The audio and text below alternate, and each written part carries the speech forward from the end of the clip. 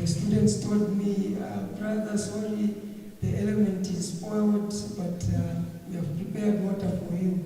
I tried to refuse, they couldn't. So I still remember such moments. Even up to now, some of them have remained friends. Okay, so there are a lot of students here. Would you encourage them to go into voluntary work when they finish?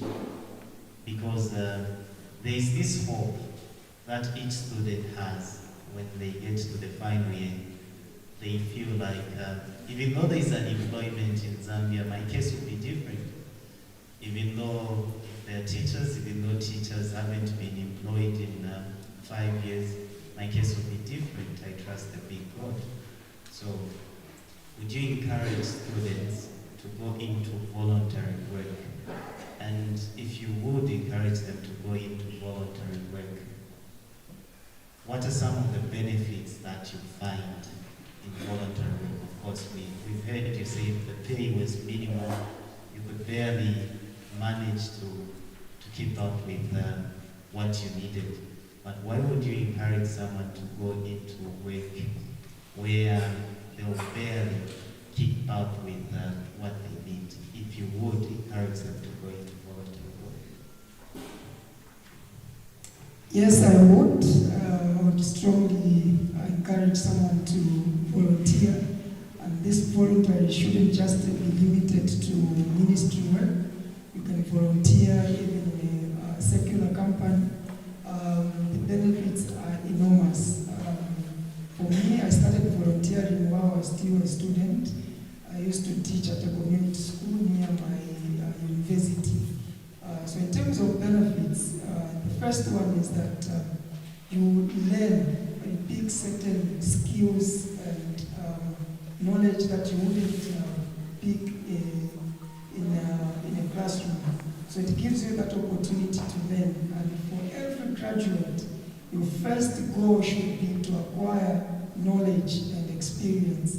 So if you are willing to pay for sitting in a classroom, even for volunteering, even if they are not paying you, or if they give you that opportunity, and you are supposed to foot the bill, for example, for transport, just do so, because the knowledge and skills that you acquire will do a service to you for the rest of your life. And secondly, it provides an opportunity for mentorship. The people that are supervising you, like in my case, the time I served in Zambia, that's where I learned about leadership, administration, and also just public speaking. So those are things that you do not learn in your course. So you have that opportunity to network, to be mentored, and you also discover yourself. Then again, it also gives you a breather. If you are studying a very intensive program like engineering that I was doing, by the time you graduate in 5 years, you are tired. So just giving you that 1 year, that gap year to serve the Lord, or even some months, it just gives you some refreshment to strategize and just to learn patience in life. We don't need to be too fast as if we are rushing for something. We need to exercise patience, listen to God, what is God saying. When I was volunteering, I was open-minded, telling God to show me which direction, whether it's full-time ministry, I was willing, or to switch into a secular job, I was willing. So volunteering is a skill that we need to learn, a quality that we need to adopt, and the benefits are enormous. Some end up getting employed just through volunteering, and it also just teaches other people about you. Your character. If you're willing to do something for free, it means that when they employ you, you will still maintain the same attitude. Mostly people think we can only work hard when you are paid more, which shouldn't be the case. So if you're volunteering, it helps to overcome that perception that people have. Thank you very much. much. So just to make mention that at the end of the interview, we are only going to take 4 questions. We're going to take a question from this row, 1 question, from the middle row, 1 question, from that far end, 1 question, and from this row, 1 question. So when that time comes, that is what is going to happen. So tell us about your first job in the corporate world. You volunteered for ZAFES for 1 year. Your first job, we've heard that you cannot get a job without a connection. What was the connection? How did you get the job? All right. Well, thank you so much. I had an opportunity to join Zambian Breweries. I was working as a team leader. My role was to supervise a team of 20 operators and artisans. So our job was basically packaging the product. It was an interesting experience. I remember it was a huge debate as a Christian working in a brewery environment, but the focus was on the job. So in terms of getting the connection, there was no connection except God himself. It was my connection. I just saw an advert in the newspaper, and when they just said team leader, and I was in love with leadership, I simply said to myself, if they are looking for a leader, then I qualify. I handed over the application letter. I remember I found a security officer who couldn't allow me to go to human resource. He simply said, leave your application here. I complied. When I was given a job, to cut the story short, a year later, I had an opportunity to actually employ that security guard. He also joined in the brewery as well. So there was no special connection except God himself. So how long did it take from the time you submitted your application letter until the time you were called? And is it the only application letter that you wrote at that particular time? I've done several applications, and I actually received job offers simultaneously. One of them was to be a teacher. I applied as a teacher, so the government posted me in Western Province. Then even ZAFES was considering now to put me on a permanent job, as well as the brewery also came up. So in terms of the time space, from the time I applied to the time I was offered a job, it was nearly 2 months. I was offered a job. So after praying about it, I settled for the corporate world. And I worked for that company for the duration of 4 years. So, what do you do now? Are you still, you said you worked for a duration of 4 years. If you worked for a duration of 4 years, where are you working now? What do you do now? Who are you? Okay, after working for 4 years, I decided to work on my own. So from 2015 to date, which is 8 years, I've been doing my own business. I opened a company, which is called Safety Focus Suppliers. What we do is supplying safety products to companies. And I'm glad to say that I work with my wife. Starting this year, she joined on a full-time basis. She's a graduate as well. We met at CPU, and together the Lord has blessed us with 3 children. So I work for myself.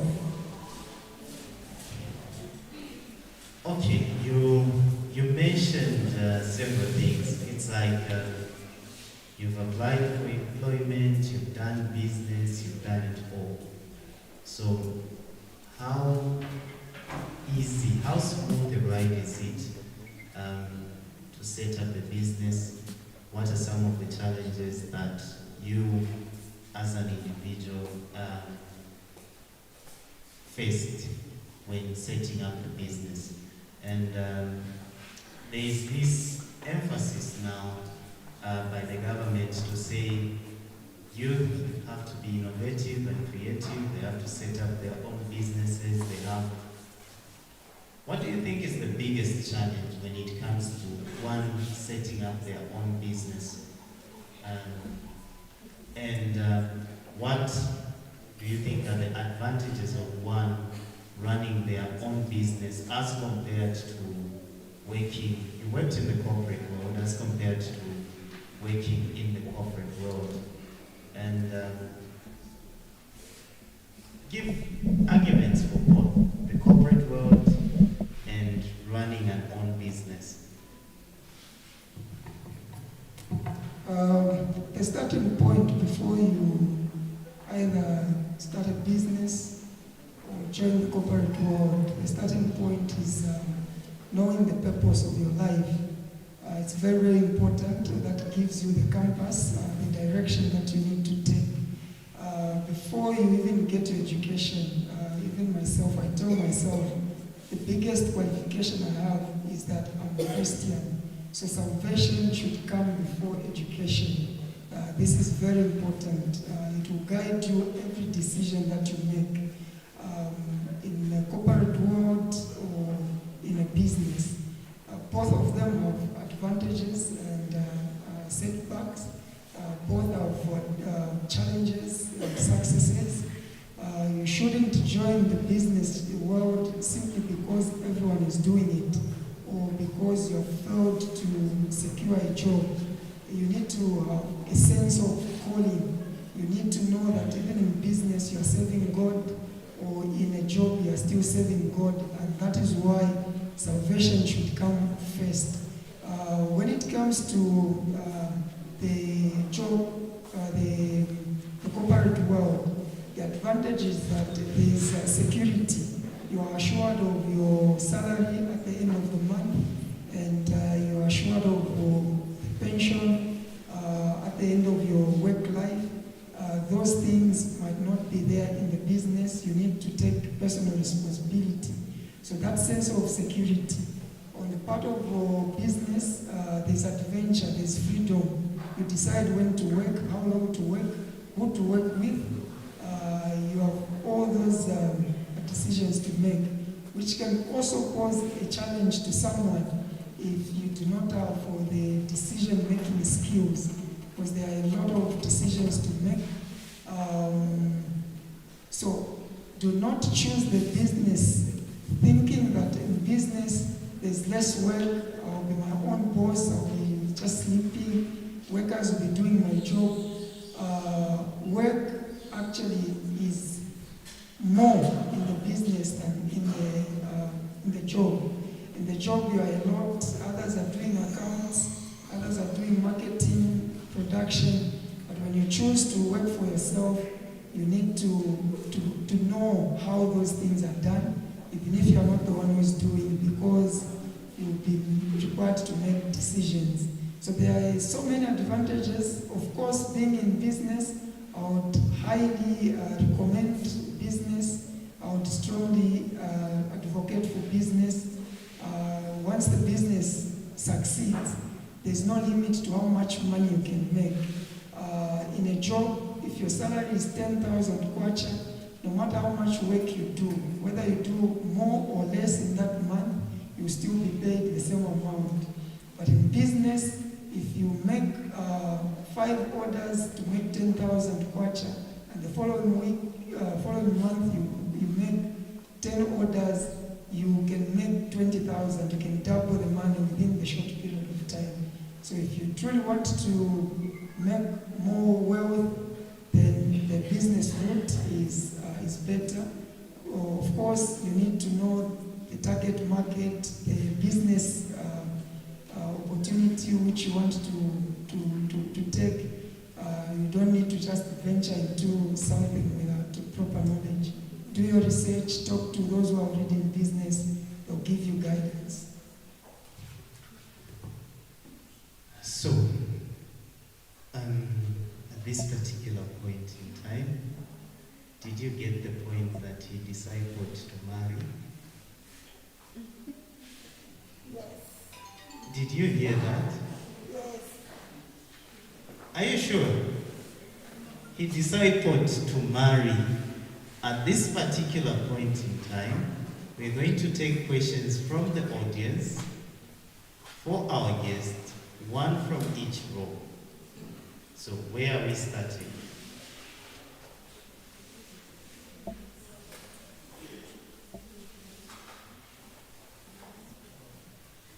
Okay, there's one here.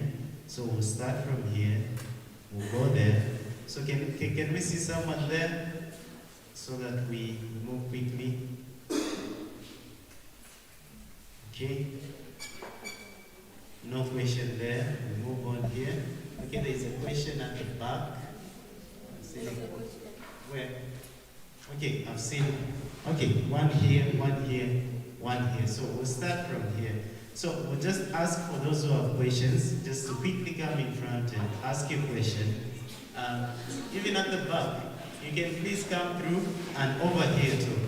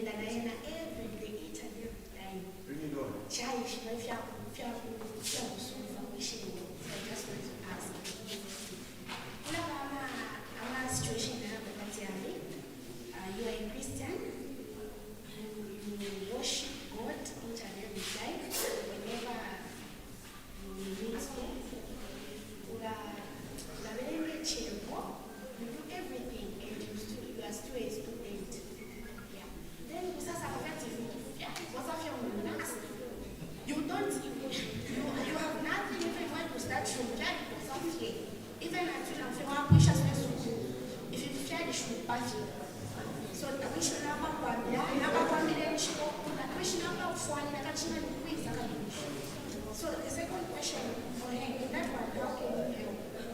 Na kukuchita shani, kulesa wa shani, wino, baba yesu. Abako wati muta. Second question. Most of both ama leaders around the face, we fight to get on the side of chuko.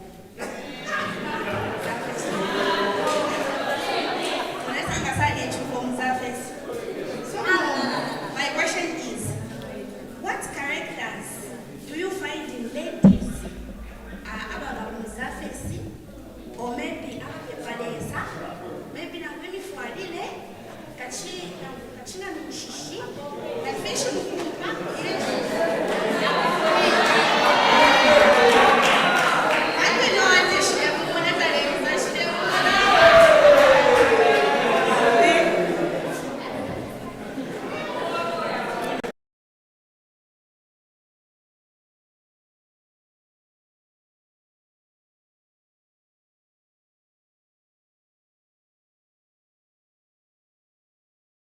Taking note of the questions, we'll let all the four who have decided to ask questions to ask them, and then he'll get to answer all of them at once.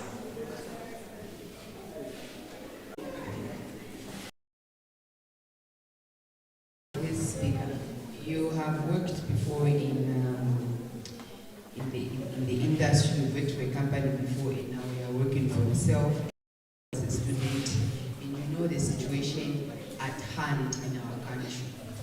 What would be the best advice you can give to graduates now, people who are learned and they are coming into the world?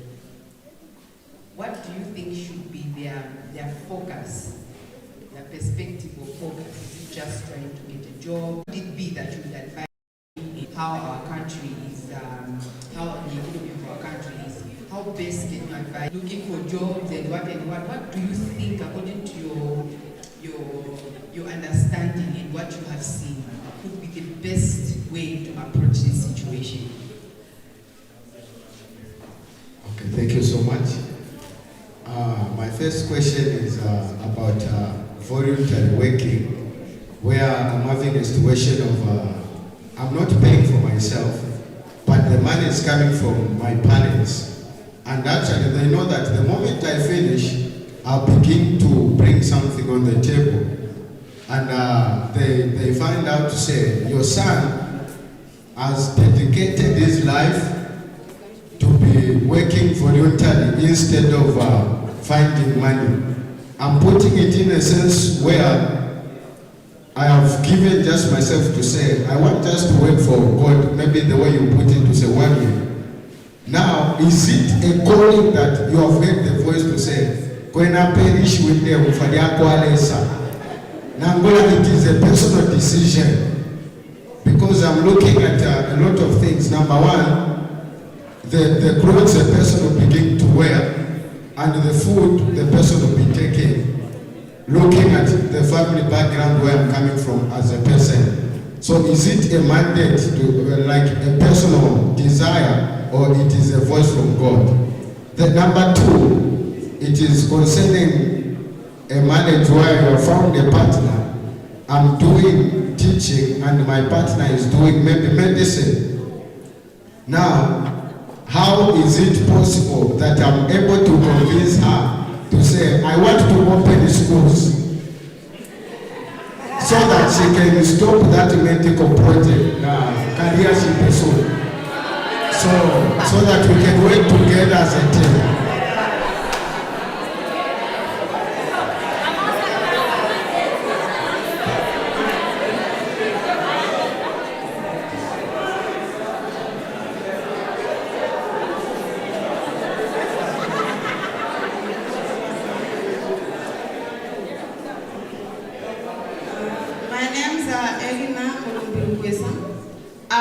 As she stated before, I'm not a teacher for English. I'm a teacher for mathematics and computer. So if I make mistakes, don't laugh at me. Please, when you ask me about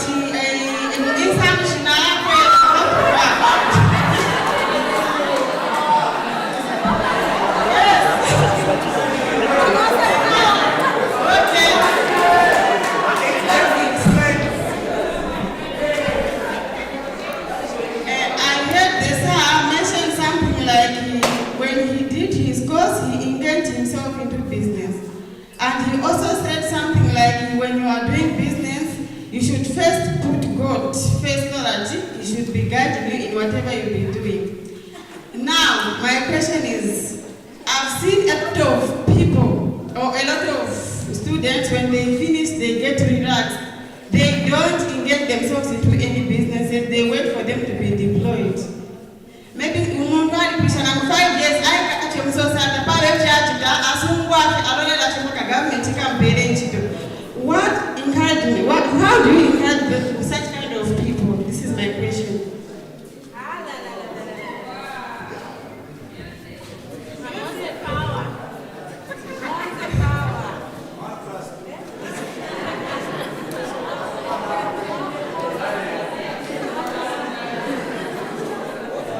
Thank you so much. I think all the questions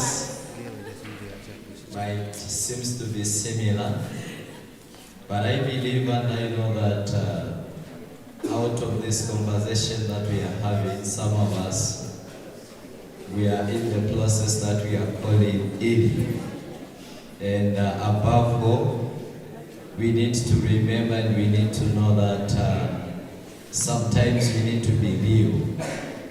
I love one thing about the big man, the story where he narrated to say, upon finishing his tertiary education, he had to offer himself to work for Surface. And upon doing that, he started doing his own business, And as we are speaking right now, is the boss. And I believe we have people like associates who are no longer students, and some of them it's not because they are too lazy, they cannot start their own business, but because of one or two things.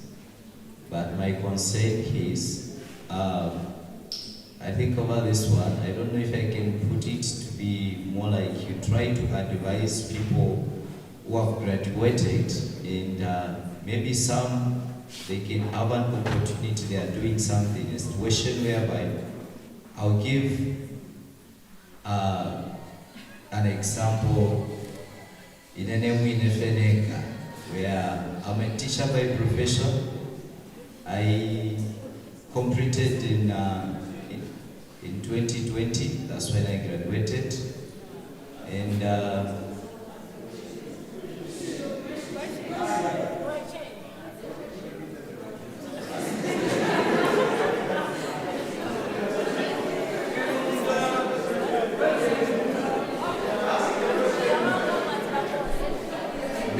before I ask the question, there are those, maybe they are failing to come out, and so we need an advice so that maybe people are helped. Okay? I did the first deployment where I was being left out. I tried even to do sensors. I was being left out. I went, I was being left out. Okay? So now my concern is, what advice can you try to give to those students who are maybe they have tried but nothing is happening, and they are open and they are looking forward that something special can come out of them? So what advice can you try to give to those students? Thank you.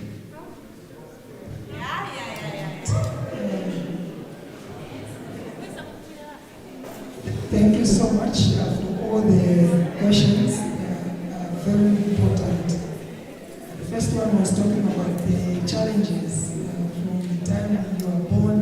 It's like you are moving from challenge to challenge, challenge to challenge. And yes, it's true. Life is usually like that.